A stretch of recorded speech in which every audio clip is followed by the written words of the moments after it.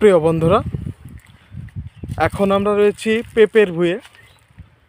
আর এই পেঁপের প্রায় সিজন শেষ। আর এটা হচ্ছে হাইব্রিড প্রজাতির পেঁপে। পেঁপের সিজন কিন্তু শেষ হয়ে গেছে। এখন যেগুলো হবে এগুলো ছোটোখাটো হবে। আর এই যে পেঁপের নিচেই কিন্তু লাগানো রয়েছে কলা গাছ। এটাকে মিশ্র চাষ বলা হয়।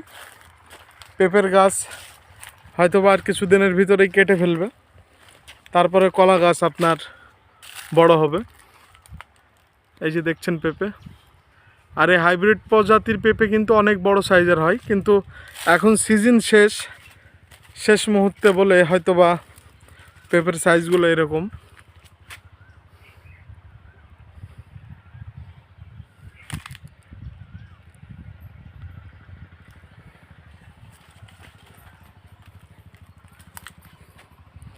দেখতে অসাধারণ লাগছে।